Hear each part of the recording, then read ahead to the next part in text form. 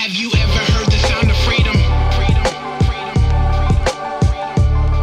Have you ever heard the sound of freedom?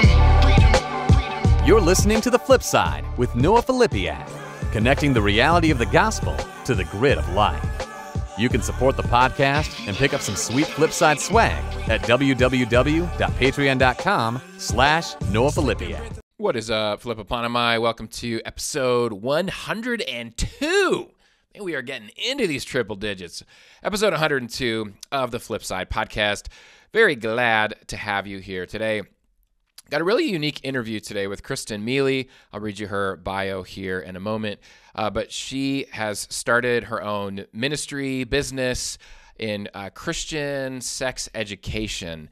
And, I write books about sex. I've written Beyond the Battle. I've written Needed Navigation, which is a book for teens. And that's actually how Kristen and I connected, was via that resource. But I've never thought about the need for sex education or what's wrong with sex education today, or the fact that on the family side of things, most parents are afraid to talk to their kids about sex, or feel like they're not equipped to talk to kids about sex. And so it's really cool to meet someone like Kristen who's stepping into that space, to provide a resource for parents and for churches, for Christian schools that says, hey, here's a resource you can use to come alongside of you so you feel equipped, because, man, it is so, so important that we are talking to our kids about sex, our teens about sex, pornography, and the whole gamut. Kristen's curriculum covers a whole bunch of topics. So before we read her bio and jump into the interview, just a quick podcast update. We have a goal of doing weekly episodes. That's a goal for you as a listener to have more episodes. I think that's just going to make the podcast better, easier to share, easier to listen to. But to do that, there's some overhead to cover. I don't do my own editing or social media sharing anymore because I'm a pastor and I run Beyond the Battle Ministries and I do all kinds of stuff. And so there is some overhead involved for that. And in order to get to weekly episodes, which is 4 to 5 episodes a month, there's a cost per episode. So if you'd like to see weekly episodes, if you want to be a part of there being more of this material out there for you and for others, I'm just asking you to join our Patreon team. And I know we talk about it a lot on here, but it's just so we can do the podcast. That's what it comes down to. So patreon.com/Noah Filipiak. We need $105 a month more on Patreon to cover weekly episodes. That's just for the overhead. I'm not getting paid anything from this yet at this point.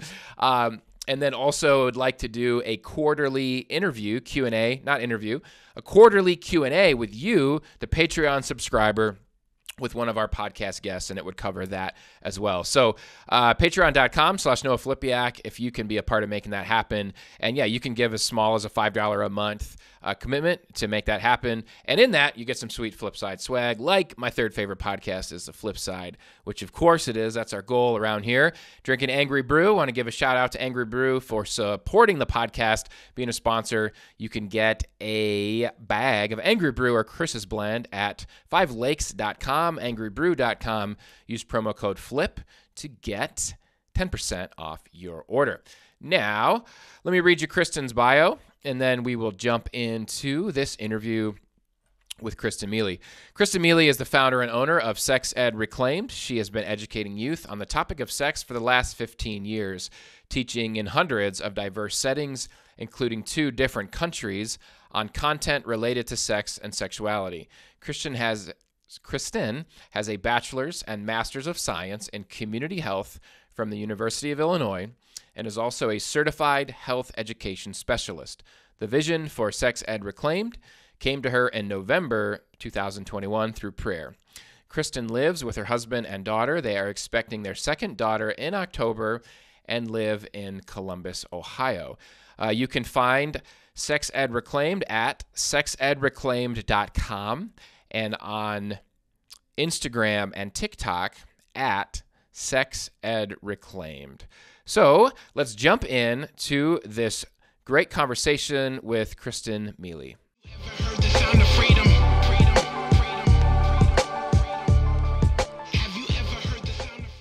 All right, Kristen Miele, thank you so much for joining us on The Flip Side. We're glad to have you.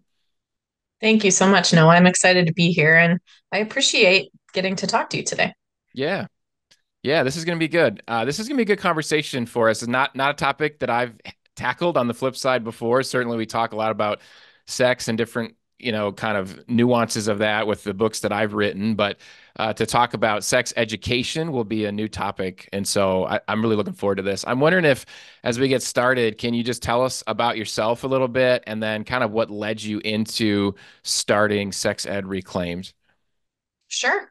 So I grew up in a great Christian family, wonderful family, great church. They still go to that same church, but I will honestly tell you that we never really talked about this topic growing up. We didn't even really discuss puberty, dating, the opposite sex, certainly never anything like porn, or sex ed. I went to public school and I remember like an HIV class. And I did have some sex ed, but it was super awkward and uncomfortable and just kind of weird, which is not an uncommon experience for many people, no matter what your background of schooling is. And then I studied public health and I went on to study it in grad school. And when I was studying in grad school, I was assigned a job. I didn't have a choice. And this job was given to me with the prospect of payment for grad school. And so I really needed it. And I had been praying for a job. So it was a total answer to prayer from the Lord. Like it was even like very immediate almost feeling. And the job was to teach human sexuality, which was a super popular class in my large secular university. And I was terrified. Like I was like, this is a temptation from the devil. Like I can't teach this class. Sex is bad Hmm. unless you're married and a Christian, and then it's good. So how should I talk about this? And I didn't really like public speaking, and so to add that on just felt really difficult. I taught for a semester. I taught 3 classes. I was the only teacher for it in my classroom. And I got reviews back from my students, college students. So I was barely older than them. And they were like, this girl is uncomfortable. She seems a bit awkward, maybe religious. And it just feels like her first time. All of those things were true. Like I read all of it and was like, this is all accurate. And so I was praying about it. And for the first time in my life, I mean, I'm like 22 at this point, I felt this presence telling me, like the Lord telling me, hey, this is my subject. Like, why are you so uncomfortable? This is mine. I created this. It's a beautiful, good thing. Like basically, like you need to get right. You need to chill. And it was very like loving and kind. And it made me want to open the Bible and look. And I knew that truth. I knew God created sex. I believed that, but I wasn't teaching like that. And so, even though I was in a secular setting, I began to teach with more confidence and comfort. And I began to weave truth into my teaching. And it was actually quite easy once I really knew the truth, even to a population that largely wasn't worshiping Jesus. And so I became really comfortable in the secular classroom in the cultural moment of the time, which there's always a cultural moment in Hmm. regards to this topic and what's going on in our world, and teaching from a truth filled perspective. And that was in 2010. So that really set the course for sex ed for the next, I don't know, TBD, like still going. Yeah. But I love sex ed. I really do want to reclaim this conversation in Christian community. And the Lord, even though I've kind of walked away from sex ed a couple times to do other work, I've been an overseas missionary. I've worked other jobs. God keeps calling me back to it. And I think that's probably because I can do it and there's a need for it. And so I feel that I'm here to stay. I'm open to God's calling, but I really feel I'm here to stay. And that's where this business has started. Yeah. Yeah. Oh, that's a cool journey. That's the grad school. I can't imagine being 22 and being put in front of this huge class of undergrad to teach that. That's pretty cool working of God. You talked about cultural moments, and yeah, we're always in one when it comes to sex. Why would you say that sex education is important in today's day and age, particularly, talking to our audience, Christians, why is it important that we're doing sex education with our kids? It's important for so many reasons that I probably won't even be able to cover right now, but I'm going to hit on a few that come to mind first. So I think about the word education and schooling, whether that's homeschooling, private, Christian, public. I think about what kids learn. We have our basics, the classes that we learn in the States, and it's science and math and English and social studies and a language.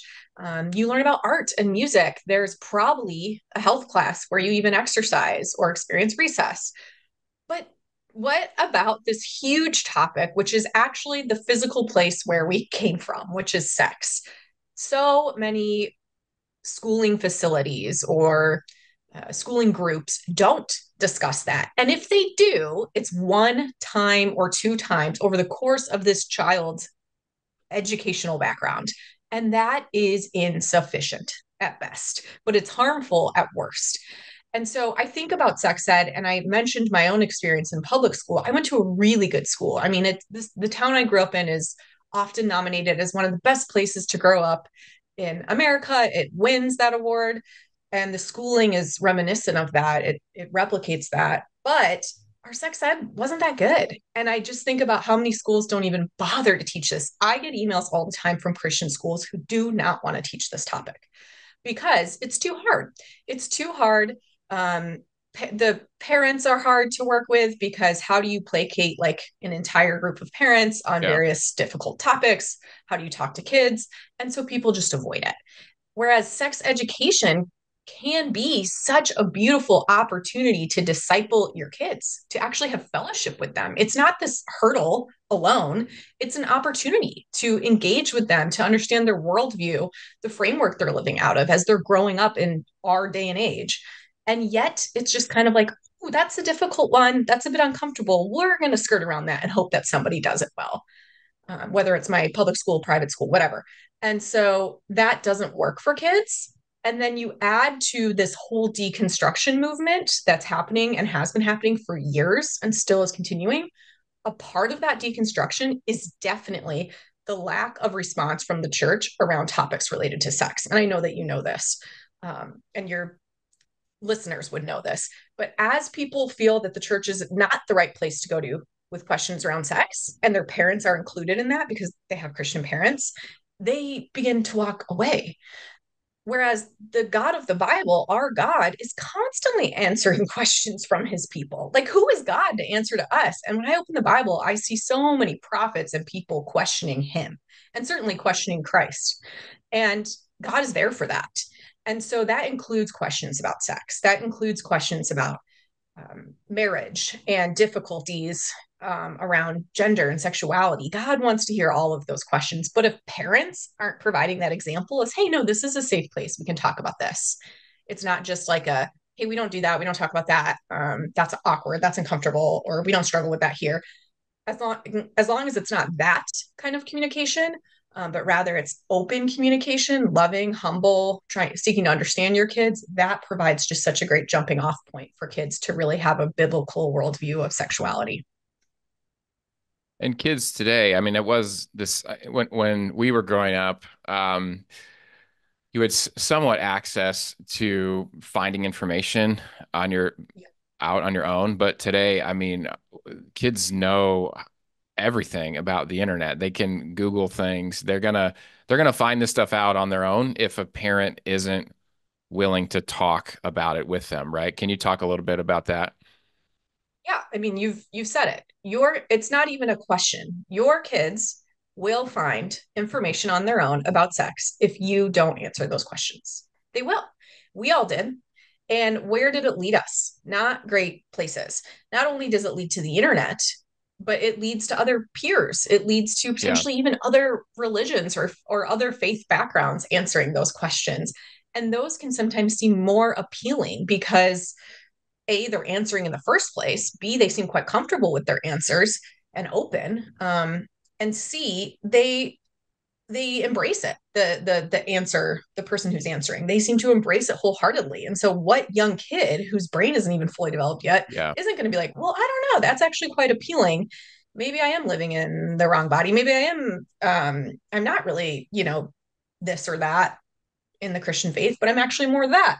I mean, this is when your worldview is forming as a teen. And if your worldview is being somewhat based off of your friend group and those peers, the internet, in regards to sex, that can be really life-changing for kids, even if parents don't really notice it at first. Hmm. And so kids will absolutely find the info.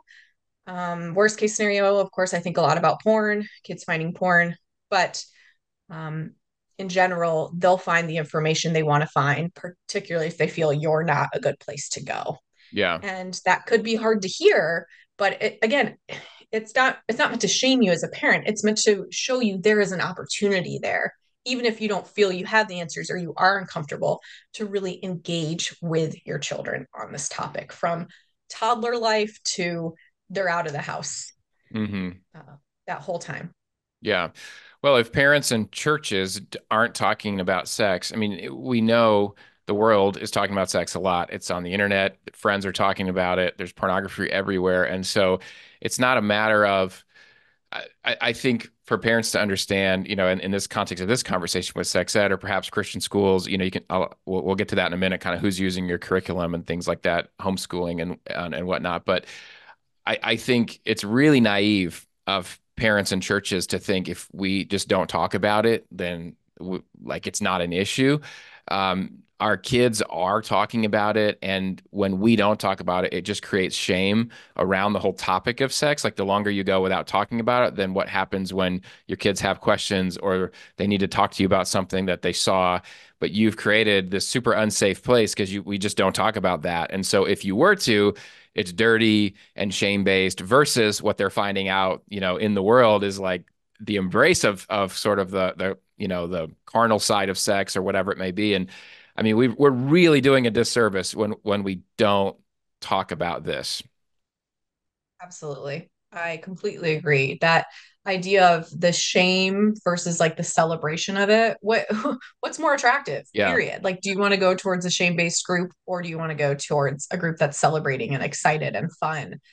Most kids are going to flock to that latter group. Yeah. And that's not because we are trying to shame the topic and certainly our kids or the culture, but rather it can give off that feeling when we won't answer questions or we act very uncomfortably or we say we're not going to talk about that or we answer with a tone of, well, where did you hear this from? Like, where is this coming from?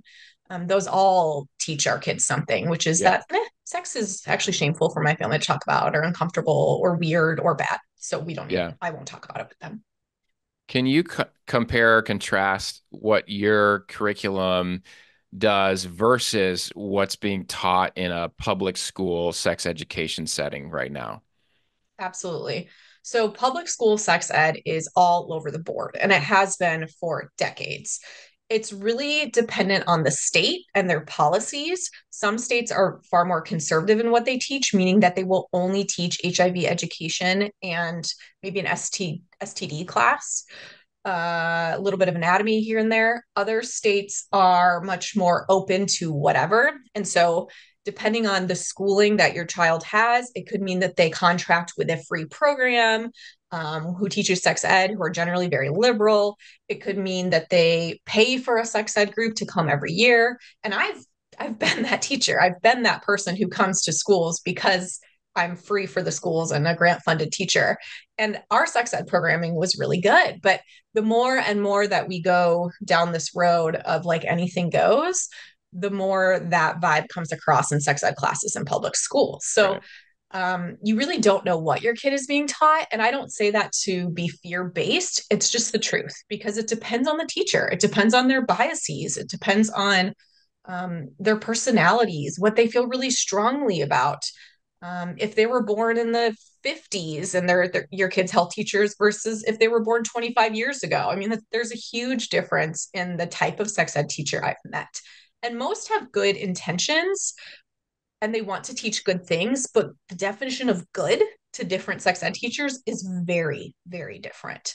And so your kid could be getting a plethora of ideas thrown at them.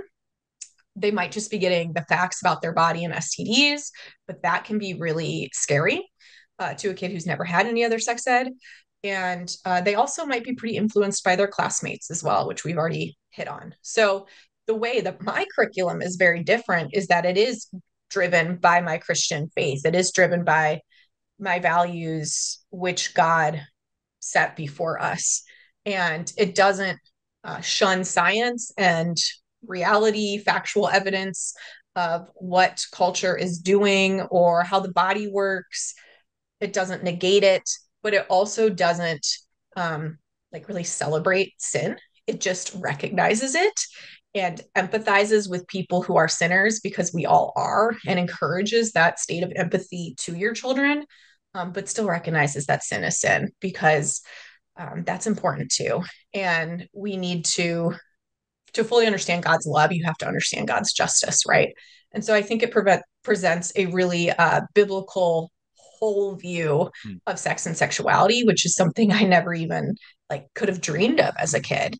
And it gets away from only factual sex ed or only shame-based sex ed, legalistic sex ed, like purity culture often was for us, or really open to whatever your truth is, sex ed. Like it gets Yeah. away from all of that and presents something totally different. When I think of, and this could be wrong, I don't know, when I think of public education sex ed, I think of the sort of that anything goes, mindset is just kind of being funneled down into those settings, and probably is in some places and maybe not as much. But when we were just talking about what is sex ed teaching, go to the other side of the spectrum. You hinted at where in your teaching um, there's empathy for people, and I'm wondering how you would describe. I think on the kind of the I don't like labels, but the kind of the ultra conservative Christian side. Um, what would, if there were sex ed being taught? Often there's not, but so maybe it's not a formal sex ed, but it's the messaging, it's the messages. But let me kind of package it in the same question. What's being taught on that side of the spectrum when it comes to sex ed slash sex? So you're saying in more conservative Christian circles, what's being taught? Yeah, like so contrasting what you're teaching, we contrasted it with public sex education, and then how would you contrast what you're teaching with um, the opposite of the I like see. kind of the reaction to public sex ed would be this Christian conservative teaching about sex ed. I get a sense there's a lack of empathy there, and there's an empathy that your teaching brings in, and I'm just wondering if you can talk through some of that. Sure. I think the way that my sex ed program and my curriculum contrast some of the historical Christian sex ed is that I talk about everything. And so, for example, when I initially set out to create curriculum for Sex Ed Reclaimed, I literally thought I would make 3 videos for kids on basically anatomy, STIs, pregnancy, and that was kind of it. And that was quickly, I mean, within days, blown out of the water. Like, no, that's not at all a full sex ed program. And so we ended up filming almost 100 videos of lectures for kids 3 to 18 at age appropriate stages. I don't shy away from talking about hard things with kids because here's the thing about my experience that is I realize is very different from the average Christian's experience. I have been in hundreds of classrooms, at least with Christians and non-Christians, who ask me questions about sex. Yeah. And if you can imagine it, I have probably been asked it. And it really doesn't differentiate too much between Christian settings and non Christian settings. Kids have all sorts of questions. We know this as parents. We hear their questions constantly from a young age, and they have those kinds of questions about families and sex and gender and dating and puberty too. And so I have this perspective of children today that I think is pretty realistic.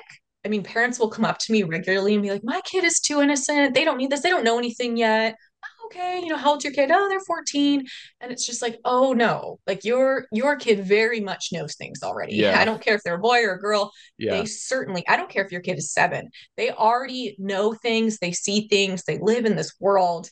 Um, Alone, they just know that there's LGBTQ community and they might not know what that means and how to understand that because that's pretty, prevalent. It's everywhere. And so not having conversation puts them, the kids, at a disadvantage. And so I think I have a really broad understanding and a good one of what kids are questioning. So my curriculum is different than most conservative Christian sex ed in that it talks about everything. And it really engages the kids on what they think. There's a lot of pausing in my content, literal pausing, for families to actually have either journaling time or discussion time or peer to peer time, depending on if they're in a classroom setting, where they can talk about their views. So, for example, in my videos on abortion, I don't just say abortion is bad and abortion takes away the life of a child. I talk about why people in our culture today seek out abortions and what can Christians do about that? And what do we believe about the baby? But what do we also believe about sinners, us? And so I think it's really holistic in that sense. And I will say some Christians who have seen my content will be like, it's not black and white enough for us. Like it needs to be like, Right. this is murder. And I get that. I get that because I can tend to be a black and white person about certain things for sure. But sex um, is so nuanced. And so there is a lot of potentially gray area, especially for kids as they're growing and forming those worldviews. And so my curriculum is different because I don't lie, I don't use metaphors. I don't make up things, but I also present the reality of what's going on. And I have noted in some Christian sex ed curriculum that there's a tendency towards non-answers. And I would Yeah. almost call those like lying to your kid, but Yeah. and that can be debated. But there's a tendency towards like, hey, mommy, what's a virgin? Like, what's Virgin Mary mean? Well, it's somebody who's not married. That is not true. And Hmm. so I don't care if your child is 4 or 15. I don't want to tell that to a child. It's somebody who's never, done the thing to make a baby. Like, just be honest with kids. But it's hard for parents because they just see it as like, I'll just give them the basics and move on so we don't have to talk about that anymore. That's a classic response when we're uncomfortable. Totally makes sense. But I see no reason to lie about the word virginity, for example. Hmm. So yeah, mine is very like straightforward, but gives room for discussion and that kind of thing. Yeah. Yeah, and just so listeners know, you have curriculum for ages 3 through 6. That's its own separate. So some of the language you're using is going to be for 3 through 6 year olds, and then you have 7 Yes. through 10, 11 to 13, 14 through 18. And so just to kind of lay that out, and I think it's really cool that you do that and have that. I watched your video on abortion, and I appreciated that piece where you talked about what abortion is. First of all, I don't think we often even think of a topic like abortion as a part of sex ed. I don't know. Mm. I think I like that. I like that there's more of this comprehensive, approach to what is actual like a holistic approach to sex ed. It's all of these things.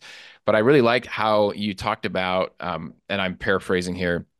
It's been a minute since I watched it, but you talked about, what abortion is. You weren't like the person who says you're not black and white enough. I mean, you certainly weren't saying this is something we should do, but Right. you just gave empathy for the woman. You gave, because that's I think what's missing in the conversation today in so many ways, like of these hot button issues politically or whatever it may be, where we just get these messages like, to what's pro choice is pro murder. It's baby killers. They're murderers. And, I mean, I know people that have had abortions, and I don't think it's helpful for me to call them murderers or baby killers. That's just probably not a good Christian witness or way to engage them, or to have Right. empathy about what they've gone through, or have empathy about why they made that choice or what they're dealing with, after that choice. So anyway, I just want to commend you for that. I liked the way you did that for kids. I think I mean, kids pick up on their parents' beliefs, and kids start parroting those same things. And then what happens when it's your kid that is in that Mm. situation and you're the last person they're going to talk to about it because you never showed empathy. So I'm just kind of rambling now about empathy, but I really like that. I really like that piece. And I think that's a really key ingredient that, yeah, it's not just for sex ed, it's for discipleship. It's for being a Christian, right? Like this is just a huge thing and it gets lost because we don't know how to nuance things, and we must have black and white. We must have the enemy and the victor, the good and the bad. And I don't know. I just don't think that's how people come to know Jesus. I completely get what you're saying. And thank you for the compliment on it. I appreciate it. I sent that video to pregnancy centers and kind of ask them their thoughts. And so I did that with a lot of my content, was sending them to kind of the experts in those fields. Like, what do you think about this?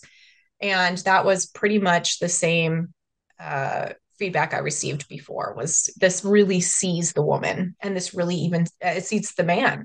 And here's the thing, statistically, and in public health, we constantly talk about statistics of populations, but I always remember that those statistics are real people with real stories and testimonies and real need for Jesus. And there's statistics that Christian women who identify as Christian, and men who identify as Christian, they seek out abortions, like largely. They are not a small part of the population who seeks out abortions. And so knowing that, and knowing that those people were once children who grew up in Christian families, likely, that matters. Like, that's an important piece. And that means that Christians and Christian families now, Christian children, they could one day seek abortions. How does that happen? And that was really what I wanted to explore and help them to know there are real consequences for our behaviors, but also how do we care and love for those who have chosen those things, or not chosen, when you consider, abuse in our culture. And so, yeah, I think it just provides a more full perspective. That was my Give hope. us quickly. So abortion is one. Give us kind of a rundown, not of all 100 topics, but just maybe 10, 15 of these topics that you cover, in your curriculum. Again, this is broad. Some of this is for young kids, 3 to 6. Some is for 14 to 18. But maybe just some topics if someone's, thinking about looking into this, maybe ones that they may not have thought of that would be covered, in this curriculum. Yeah. I think about the timeline. So you mentioned the different age groups I offer curriculum for. So for example, let me give you a few examples, but the 3 to 6 year olds, I have one called Different Families Look Different. And that is really recognizing the reality of LGBTQ families and also single parenting families, things like that.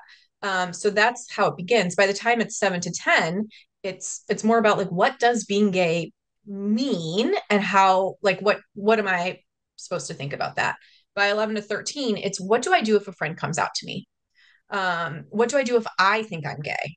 By 14 to 18, it explores those topics I just mentioned a little bit further. So that's kind of how it works timeline wise. Is it almost starts off very simple, right? Different people are different. They have different values.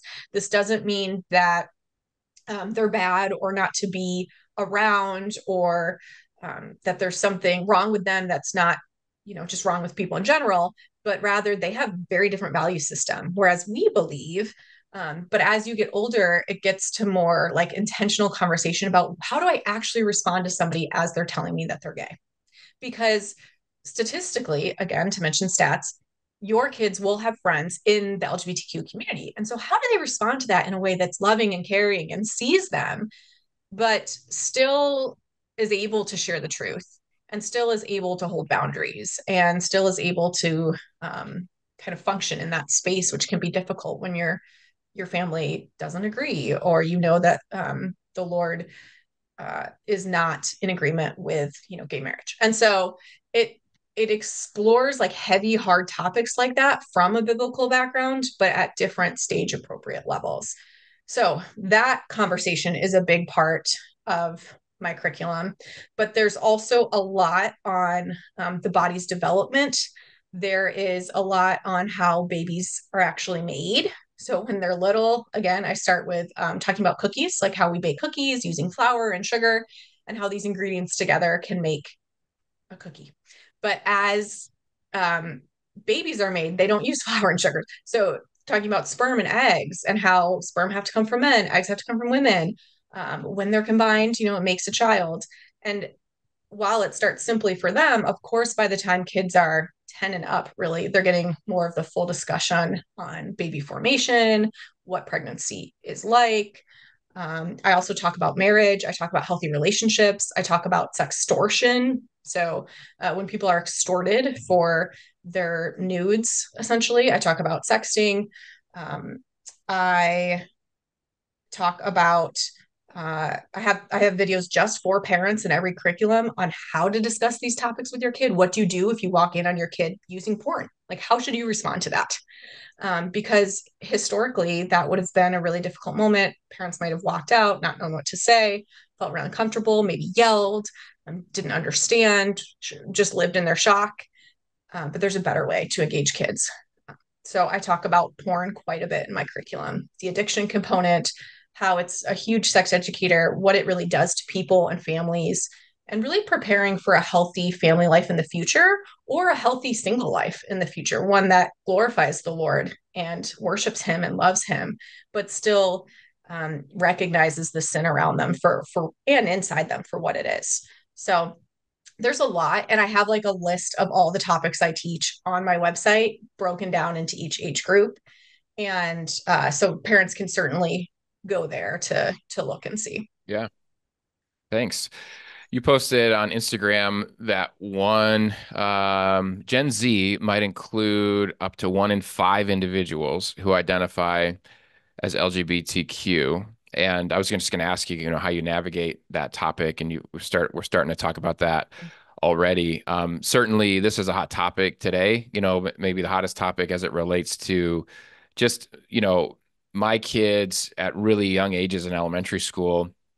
They're in conversations about gender, about kids at school, that are identifying as different genders. We're talking about 4th, 5th grade, where for me growing up, I mean, that wasn't even, I'm just not even on our radar, it's just a very, and so I think a lot of parents are unequipped and kind of just caught flat-footed, or I would say I think a lot of parents are using really old answers, like answers from the 80s and 90s to give to answer questions from the 2020s, and that just doesn't work because, for one, we know way more now than about sexuality than we did back then, primarily because now we know gay people and we know trans people. Like we know their stories, and we go, whoa, Yeah. those stories are very different than like what we were taught in the 80s and 90s in the church.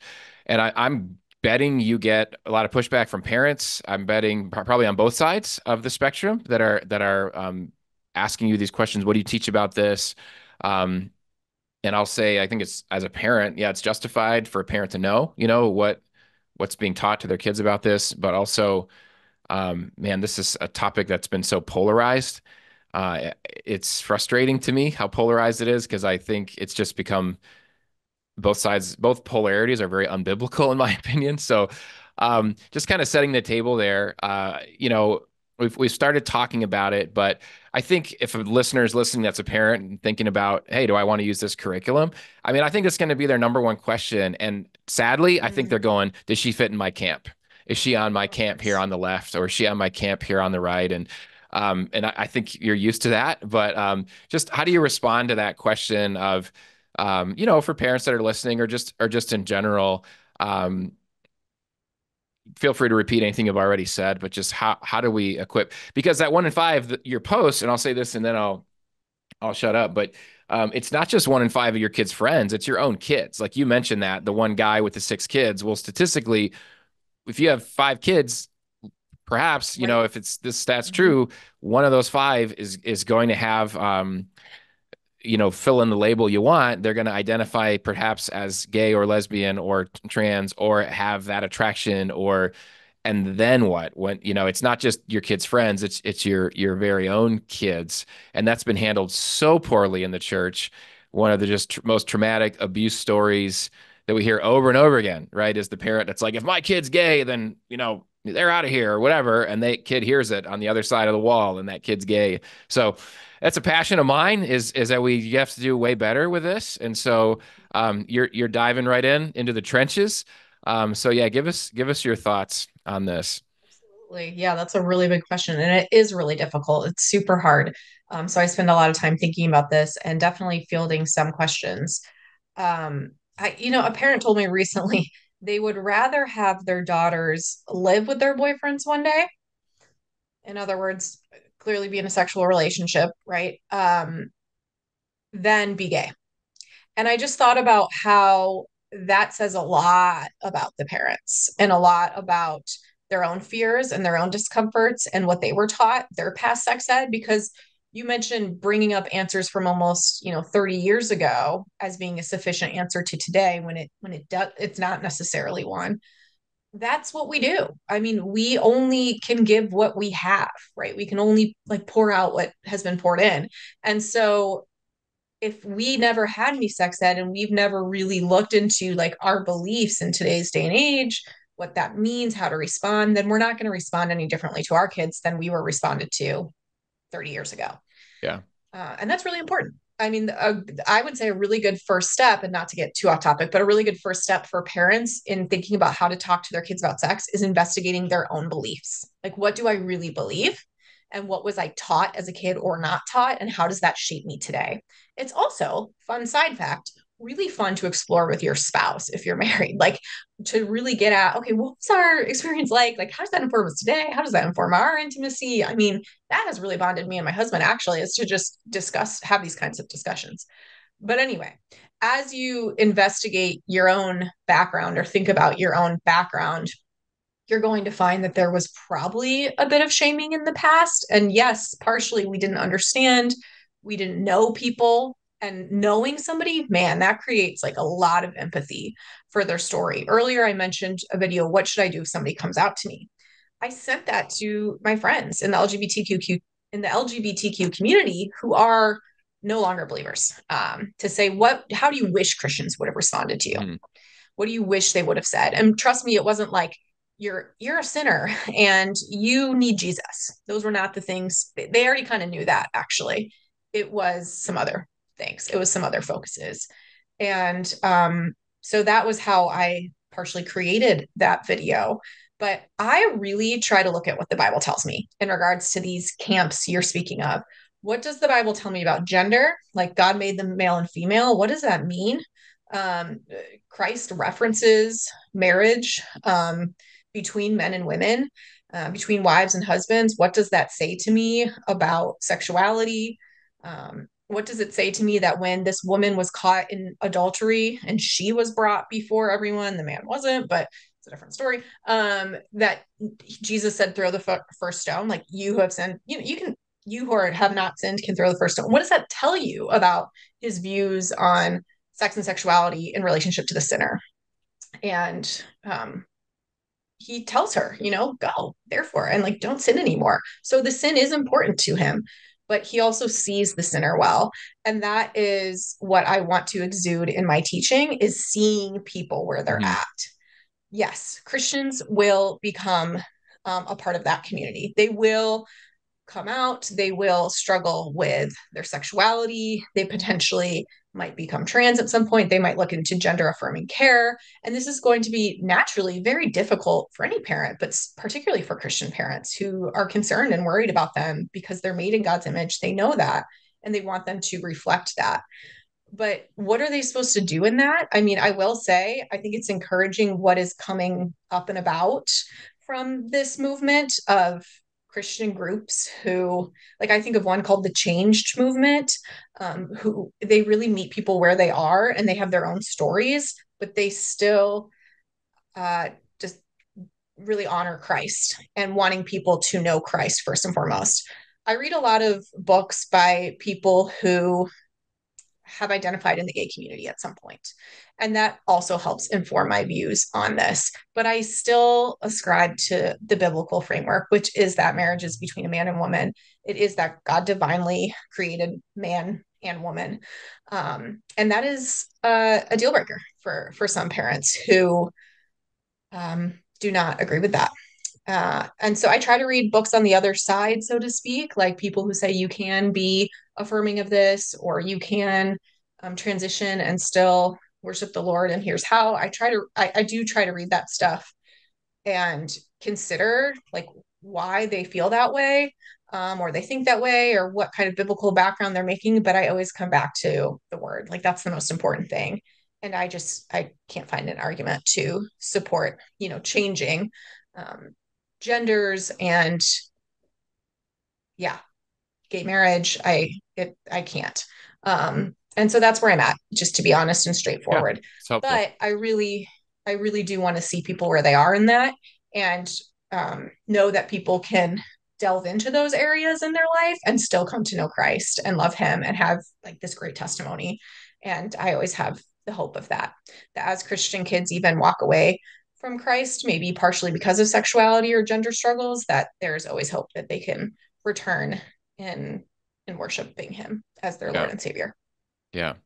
I think back to that first example you used of the dad that said Yeah. he'd rather his daughter, sleep with her boyfriend, live with her boyfriend than be gay. And that is really telling because um, just to have sex before marriage, to sleep with your boyfriend, that's a sin, like straight up sin. That's Yep. a sin. Scripture, like sin all day long. uh, to be gay, and I've many, many podcasts on this, so we don't really have the scope or time to dive into it here. But the sin is the gay sex, like the sin is the Mm-hmm. act of sex, and there's the act of acting on, that attraction. But if you're 8-year old, 9-year old, it's like I'm gay, I have attraction to the same sex. That's not a sin. Like that Right. to realize you have this attraction. And so for that Mm-hmm. dad to go, I'd prefer my daughter be in sin than to be gay, which is not a sin. Because because my listeners do get confused on this. I want to be really clear. To be gay is not a sin. That is different than being in a gay sexual relationship, which would be a sin. So, but I mean, come on, like I know so many celibate gay Christians. I know so many gay Christians that are in mixed orientation marriages. It is not a sin to be gay, or it is not a sin to have same sex attraction. And man, the church has botched that one to the Right. point that this dad now wants his daughter to live a life of sin rather Yes. than a holy life of, potentially the opportunity of a holy life of discipleship, picking up their cross, and you can absolutely be gay and not living a life of sin. So that is man, that's frustrating to me. But Yes. it's telling to this conversation about I think how poorly the church has handled this. And I'm sure that guy thinks he's self-righteous in saying that. Like that's so sinful. And he's totally off in what the Bible even says about what sin is. Yes. So Right. Confusing like temptation and action, right? yeah. Like Jesus was tempted. Jesus was tempted and yet without sin. Yeah. Um, and so we don't know what that means exactly. Like, how was he tempted? In what ways was he tempted? Was he tempted by power and control and greed? Tempted sexually? Like, we don't know, but we know he was tempted and he Yeah. was part human, so he certainly was, but he never fell into it, which is incredible and beautiful. And so yeah, there I think there's a big confusion in the church, like you're saying, of temptation versus sin. And even you mentioned like an 8-year old saying, I think I might be gay or I might be in the wrong body. I mean, your child is 8. And so to just take that with a grain of salt, not because they're not being honest and really telling their feelings to you, which is good, but to understand that they don't even fully know what that means yet. And so to really, instead of shutting that down, be like, okay, tell me more about that. Recently my daughter said, I want to be a boy. And I just had this brief moment where I was like, man, so many parents would freak out because my daughter's 6. And she said it very, very much with conviction. I want to be a boy. And I just thought about parents who would just start to freak out. And I said, okay, now why is that? And she said, because I wouldn't have to wear a jumper to school as much. And it was just this very 6-year-old mindset of like in her school, like the girls wear jumpers and the boys wear pants. And so I don't really the discomfort of the jumper, right? Like it wasn't really about her gender. So meeting kids where they are in that, whether they're 10 years ahead of being 6 years old or 6, and trying to understand what they mean Yeah. is Yeah. big. Yeah. I want to give one quick comment on the attraction and temptation piece of it. Okay. These conversations are always very stimulating. As far as, our brains and how we think about them, the nuances of them, I think is really important. Um, so I would say with I don't know if I've ever like thought about it or articulated this out loud like this. So this is helpful. Um, like I'm attracted to women, but I think we use the word attraction in different ways, right? So I had a friend challenge me on a sermon I did, and he said, well, doesn't attraction mean, because I was talking about if I'm attracted to women that aren't my wife, I'm not in sin because I'm just Right. whatever. Like that woman is attractive, that man isn't to me. Like that's just Yes. whatever, but I'm not acting on it. I'm not doing anything with it. And he was pushing back and saying, well, if you say you're attracted to a woman, aren't you saying like you have a crush on her or you have these feelings for her? And I don't think so. I think we're just using vocabulary, differently there. I so I want to go. I like what you're saying about Jesus, and I would go back and say, um, we probably assume he would have thought women are attractive. Like we just probably kind of assume that he was straight. We don't really know that.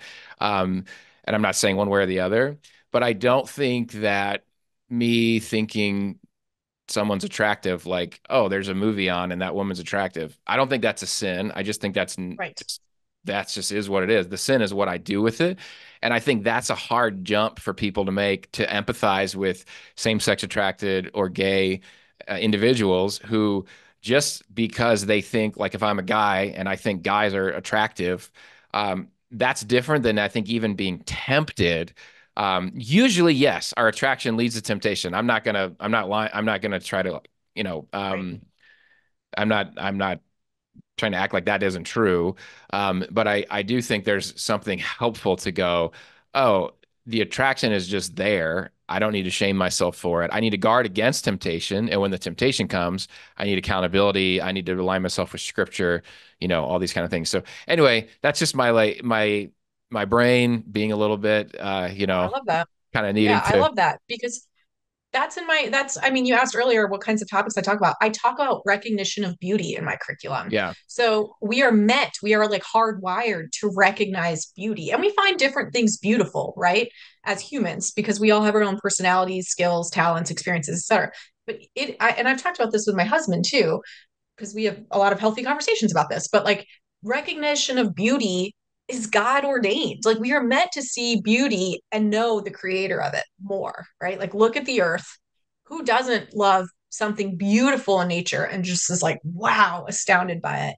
You're meant to notice beauty, including in human beings. And that's definitely not a sin. That's like God created that. And so, of course, you're going to notice even when you marry. And I tell kids this in my curriculum, even when you marry, you're going to notice beautiful people still. right. But what you do with that is what matters. Yeah. Do you capitalize on that? Do you go further into creating intimacy with that other person who's not your spouse, right? Like, though, that is a huge difference between recognition of beauty, and I recognize my own attraction to them, and like what you end up doing with it. And that can apply to other facets of life for Yeah. sure. So I'm glad you brought that up because I think it's an important topic, and I definitely talk about it with my teens. That's helpful. Yeah. I got one last question for you. It's kind of a big one.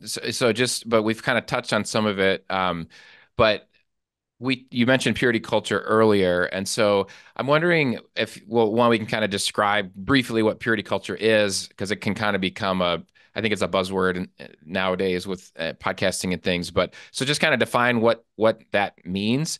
And then what was some of the damage caused by purity culture? And then kind of a follow-up question is how do we not throw out the baby with the bathwater? Because I've Mm, seen that where we go, here's the damages of purity culture, therefore anything goes. Like that's kind of the conclusion.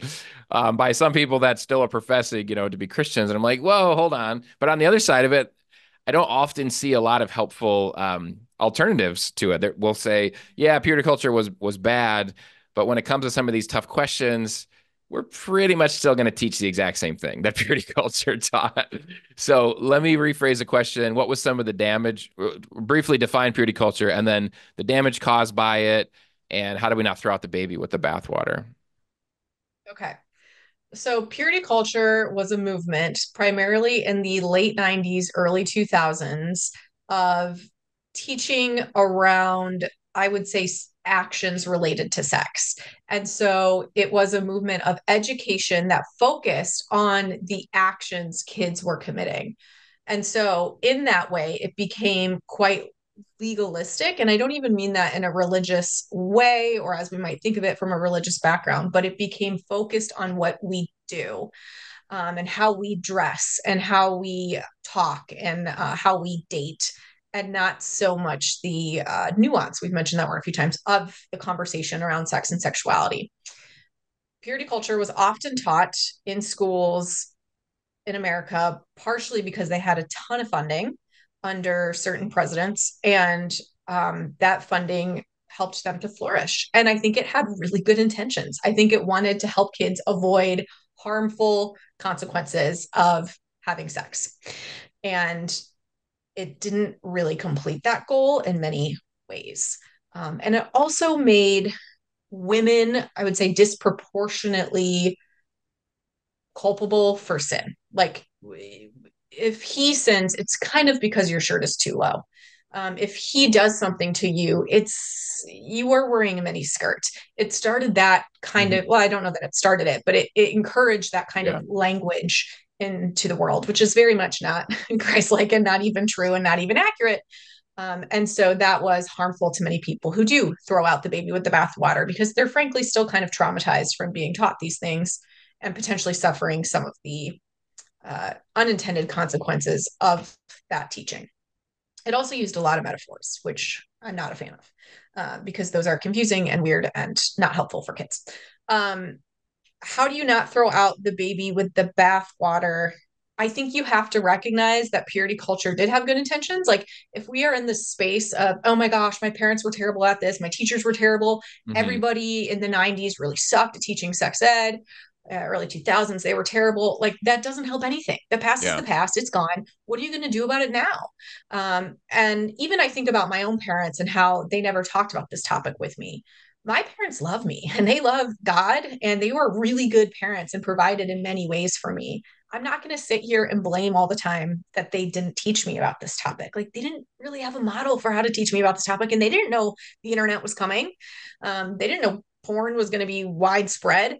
And so you can't sit in a place of blame. You have to move on from that. But I think a way to look back at it and see what's good is that there were teachings that were true in it. Um, However, some of those teachings almost too highly connected identity with action. And that is not, Mm. thankfully, how God sees us. God doesn't see us as sinner alone, right? He sees us as made in his image, as in Christ, as his beloved, as new. And so that is really beautiful. And I think purity culture kind of missed out on the gospel. It wasn't very gospel oriented, forgiveness, grace, love, and seeing, your children as your children. It really just saw the sin aspect of it. So you can throw out the damaging parts of purity culture that were hurtful. Like I said, the metaphors and some of the shame based teaching, the legalism, the blaming of women for men's sin, but recognize that um, a lot of those teachers had good intentions because they were trying to teach the truth. I do think that. I really do. And it's taken me a while to get there, but I do think they were trying to teach the truth, which is that this can be really harmful if not done in the way that God has ordained it. And we see effects of that everywhere today still. They weren't wrong in that. They just, I don't think, taught it super well. And certainly not holistically or engaging in a way that was really engaging the students and their thoughts and Yeah. their hearts and their culture. And so I feel like I missed a question though Oh, in no, there. that's good. Yeah, you talked about the damage caused by it, what it is, and then Okay. just that response that some have just Yes. thrown the whole thing out, to the point that as if like there's no more guidelines at all in the Bible or teachings, it's just, yeah. So, no, that was really helpful. Yeah. Okay. I Yeah. feel like that's what you're in the midst of. You're creating a curriculum today in 2024, and you're attempting to uphold, here's what scripture is and says without the damaging um, stuff that, has been attached to it. And so again, I commend you for it. You're in the trenches, you're doing the hard work. It is easier to not do anything. It's easier to point fingers and blame and say that was terrible. It's difficult to create something better and to create something new. And so, yeah, so thank you for that. Thank you for what you're doing. I want to ask you just who your customer is, like kind of fill our audience in on who this curriculum is ideally for. Sexedreclaim.com is where to find it. And who would be interested in this curriculum? Yeah, thank you. This curriculum is for Christian families who want to talk to their kids about sex. And then it's subsequently also for Christian school systems who have some sort of health in place and want to talk to their students about sex. The great thing about the curriculum is that you don't just have to go through it and there's no flexibility. You can actually pick and choose which topics are really needed to be discussed in your classroom or at home, which topics you feel maybe less prepared for. You kind of need some language and you need like that village to come around you and help you. It's a very flexible format. And the great thing is once you get the curriculum, you keep it forever. Like I don't charge you every year. I don't take it away. It doesn't expire. So anything I add to the curriculum, like for example, this summer I added benedictions. I just felt like the Holy Spirit was putting on my heart to like bless the kids as they go out. So that's one of the last parts of the curriculum. So those are just added. You don't have to do anything extra or pay more to get that stuff. It's a lot of content, but it can be used repetitively over time, as you want, or as topics come up in your home. And I would say most of my customers have been families, um, who, like I said, are desiring to talk about this, but just don't know how. They aren't Mhm. sure of the language. And amazingly, I started this in January 2023. So it's not really that old. And it's in all 50 states, 10 countries. People are hungry for some sort of sex ed that can really talk to kids, but is already there. Like they don't Mhm. have to create it. A lot of people encourage parents to talk to kids, or they'll give them like, like a PDF of like, these are the 5 great tips or an article, but they don't actually do the education for them. And that's my specialty. Like I do the actual education for the kids. And so all you have to do is really push play and engage with them from there. So I love it. And it's completely where God was going to have me. I just had no idea. I never wanted to be a sex ed teacher as a kid. This wasn't like some dream of mine. It was totally a vision from the Lord. And I'm really thankful because this is his company. He's going to do with it what he's going to do with it. And I trust him. And I just say the same to parents who have kids, right? Yeah. To parenting people. Like you have to just ultimately at the end of the day, trust your kids to the Lord and know that he's in control and he loves them. Yeah. Thanks, Kristen. Well, I'll give a shout out to your stuff as well. That it's really affordable. I appreciate that. I think some of this stuff is really expensive that's out there, and so I felt like it was really affordable both for like the parent package and the school package. So that's cool that you're doing that. So just I encourage listeners to check it out. Sex Ed Reclaimed. And there's just a whole bunch of other resources on there. And can people follow up with you on there as if they have Yeah, questions and things like that? absolutely. I'm sure people Yeah. want to ask questions about it before they buy it. So maybe you can respond to that. And then just anything else, kind of closing last words that you may want to say to listeners today. Sure. Yes, thank you for mentioning the website. It's all there. All of the curriculum is there for families to pick and choose and the ages of their kids or their students. And I will say that's very intentional that it's affordable. Most curriculum that comes with like 30 hours of content, I mean, that's going to be thousands of dollars. And that is just doesn't make sense for families.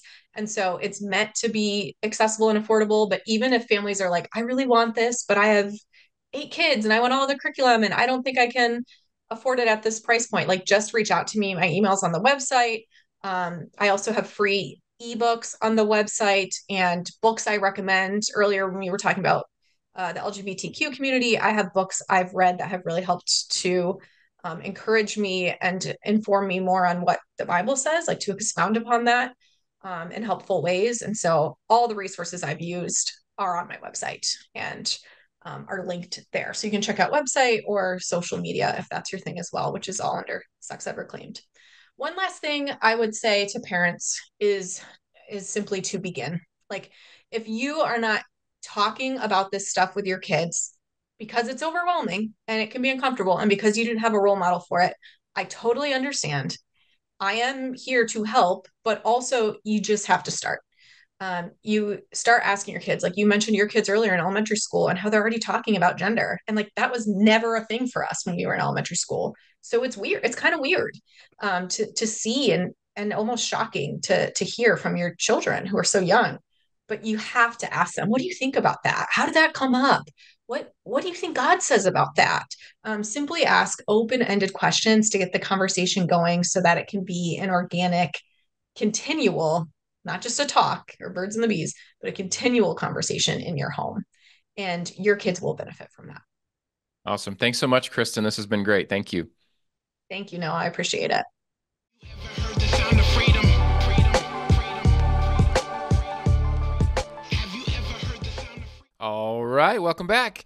I hope that conversation was challenging for you, made you think. And if you're a parent, or involved in a school situation where you could bring this curriculum in, highly recommend you check out Sex Ed Reclaimed. I mentioned it in the intro.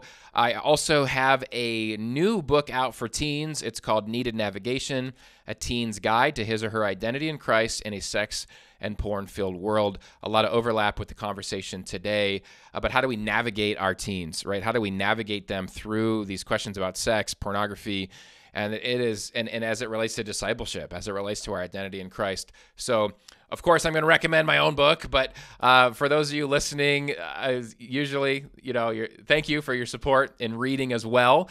If you haven't had a chance yet to pick up Needed Navigation, do so today. I also just posted the bulk discount order form for Needed Navigation. I know some of you were waiting for that.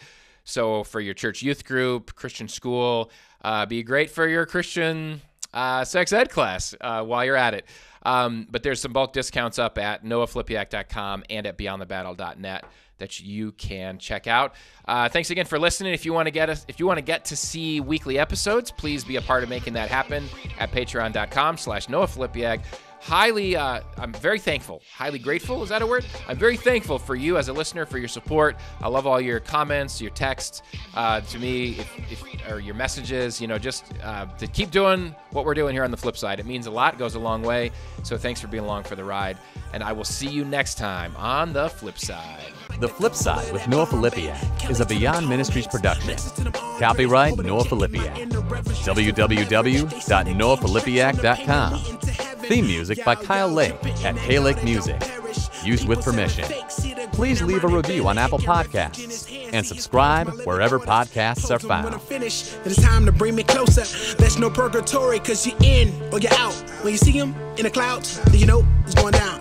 Raise them, raise them, raise them. They've been sleeping for some ages. Now all God's babies so confused by this hatred.